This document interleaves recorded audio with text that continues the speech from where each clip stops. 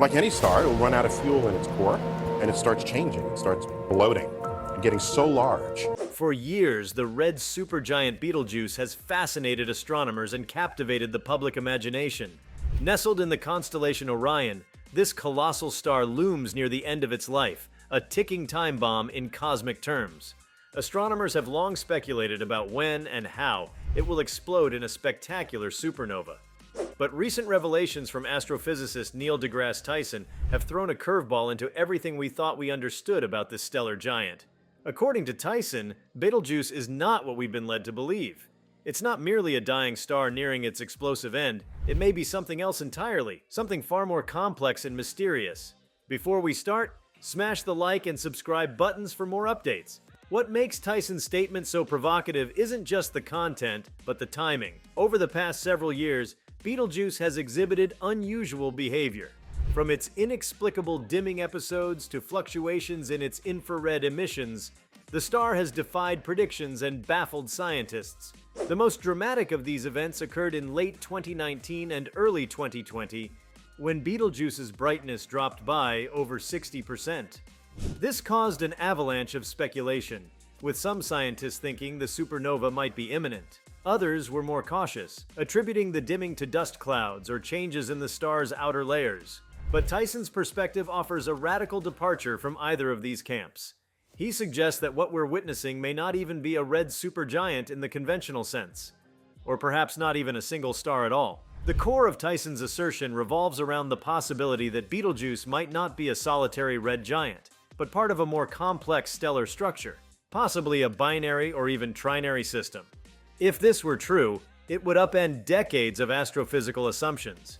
Stellar systems are often more dynamic and interactive than initially observed, but to propose such a fundamental misunderstanding about one of the most studied stars in the night sky is no small claim.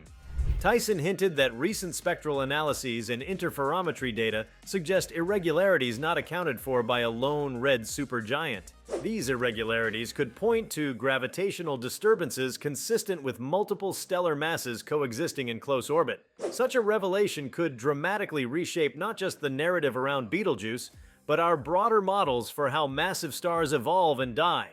Equally stunning is the implication that Betelgeuse's erratic brightness fluctuations might not be signs of its impending death, but instead a result of orbital occlusions or tidal disruptions caused by a hidden companion star. This would explain why its luminosity changes with a pattern that resists conventional explanations. If Tyson's hypothesis holds, what we've perceived as a death rattle might just be the light flicker of two or more stars engaged in a gravitational dance. The consequences for astrophysics would be seismic. Entire branches of stellar evolution theory, reliant on assumptions of singular stellar decay, might need re-evaluation. Another critical component of Tyson's message involves distance. For decades, astronomers believed Betelgeuse was about 642 light-years from Earth, but new calculations, supported by the European Space Agency's Gaia mission and backed by Tyson's own analysis, suggest it could be much closer, around 530 light-years. This recalibration, though seemingly minor, has profound implications. If Betelgeuse is closer than previously thought, then its size, brightness, and even mass estimates are off. We've potentially misclassified a fundamental celestial object due to a misjudgment in distance, and Tyson emphasizes how this error may have led researchers down a path filled with incorrect assumptions. If the distance is indeed shorter, Betelgeuse could be significantly smaller and less massive than previously assumed. That, in turn, might mean it won't go supernova anytime soon, or at least not in the way we expect. Tyson emphasizes that a closer and smaller Betelgeuse doesn't lose its intrigue.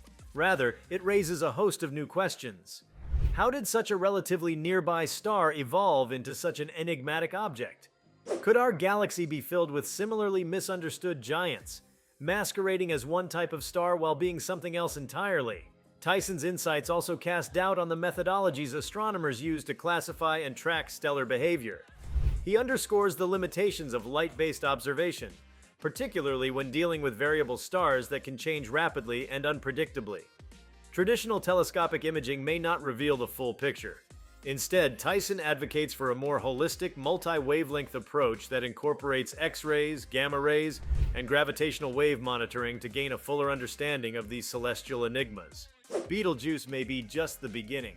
If one of the most visible and studied stars in the night sky can elude accurate classification for so long, how many other stars are misleading us in similar ways? The implications ripple out even further when one considers the role of Betelgeuse in the broader galactic ecosystem. A supernova from a star this close to Earth could theoretically impact our planet, if not through radiation, then via disruption to the heliosphere or cosmic ray exposure. Tyson's recharacterization of Betelgeuse as not imminently explosive is both comforting and troubling. Comforting in that it lowers the immediate risk of cosmic catastrophe, but troubling in that it reveals how little we may truly understand about the risks posed by nearby massive stars. Tyson's conclusions also invite a re-evaluation of the psychological and cultural significance we assign to celestial events. Betelgeuse has for years served as a kind of cosmic ticking clock, a symbol of astronomical inevitability. It's been the go-to reference for explaining supernova processes to the public, a fixture in science documentaries, planetarium shows, and even sci-fi lore. But if Betelgeuse is not what we thought, then what does that do to the metaphors and mental frameworks we've built around it? Tyson prompts us to confront not only our scientific ignorance but our narrative biases, the stories we tell ourselves about the universe and our place in it. Beyond astronomy, the ripple effect of Tyson's revelation reaches into astrophysics, cosmology, and even space policy. If Betelgeuse is part of a previously undetected multi-star system, it suggests a failure in detection methodologies. Are our instruments good enough? Are our simulations robust enough? The need for more advanced observational technology becomes urgent. Tyson uses this as a launching point to argue for renewed funding and attention to next-generation telescopes, space-based and ground-based alike. The future of stellar science depends on tools that can parse the complex signals from stars like Betelgeuse and decode their true nature. The very idea that we could be so wrong about something so bright and close is humbling. Tyson has long championed scientific humility, and this revelation aligns with that ethos. The universe, it seems, is more cryptic and layered than we dared to imagine. Betelgeuse might not just be a dying star, it might be a multi-layered system whose true dynamics have been cloaked by the limitations of human perception and technology. And if that's the case, then what else are we missing? Tyson urges us not to treat Betelgeuse as an anomaly, but as a reminder.